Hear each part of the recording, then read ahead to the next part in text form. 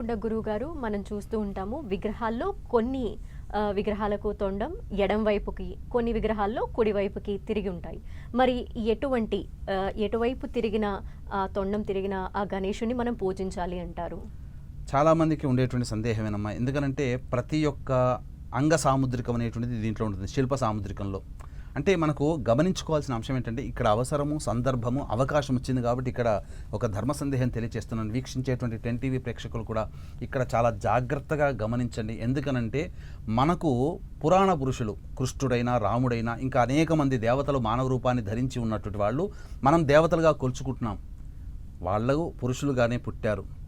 ఆ యొక్క రాముడైనా, కృష్ణుడైనా, ఇంకా ఏదైనా కానీ ఆ పురుషుడికి కూడా మామూలుగానే మనకున్నటువంటి హార్మోన్స్గానే ఉంటాయి. ఆ విధంగానే పురుషులు గడ్డము మీసములతో ఉంటుంటారు. మరి మనం ఎప్పుడైనా వీక్షించేటువంటి 10 టీవీ ప్రేక్షకులు ఒక్కసారి ఆలోచించారా? మనం ప్రతిరోజు నిత్యం వెళ్ళేటువంటి దేవాలయం కావచ్చు, లేదా మన ఇంట్లో చిత్రపటాలు కావచ్చు. వెంకటేశ్వర స్వామి కూడా కలియుగ అవతార దైవం కదా, అర్చామూర్తి కదా, మనకు జీవించి మనిషి గర్భాన పుట్టినటువంటి వ్యక్తే కదా. మరి ఆ యొక్క మానవ రూపాన్ని పొందినటువంటి వ్యక్తికి గడ్డము మీసములు ఉంటాయి కదా. మరి దేవాలయాల్లో చిత్రపటాల్లో ఎందుకు ఉండవు అనేటువంటి విషయాన్ని ఎప్పుడైనా ఆలోచన చేశారా? ఎందుకనంటే మనకు శిల్ప సాంప్రదాయం అనేటువంటిది ఒకటి ఉంటుంది, శిల్పశాస్త్రం అనే ఒకటి ఉంటుంది. ఆ శిల్పశాస్త్ర ప్రమాణాన్ని అనుసరించి ఎటువంటి విధంగా ఉన్నటువంటి శిల్పాన్ని మనం పూజించాలి, అర్చించాలి అనేటువంటిది మనకు చెప్పబడి ఉందమ్మా.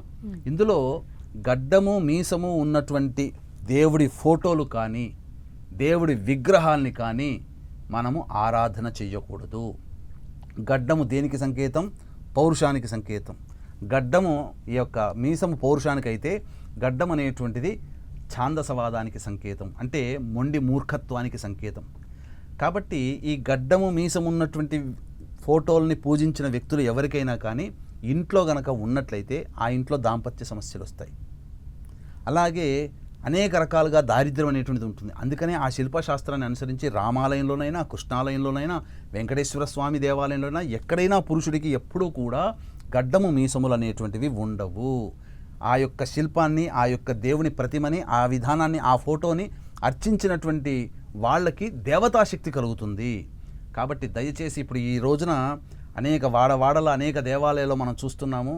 ప్రతి చోట అవసరమున్నా లేకపోయినా కొన్ని విగ్రహాల్ని దేవుడితో సమానంగా మనం ఈ రోజున మనం పూజిస్తున్నాం, అర్చిస్తున్నాం గడ్డము మీసములు ఉన్నటువంటి. అందుకని మనకు పూర్వకాలంలో ఇప్పుడు కొన్ని సినిమాల ప్రభావం వల్ల వచ్చి లక్ష్మీనరసింహస్వామిది హైలైట్ అయిపోయాడు మనకు.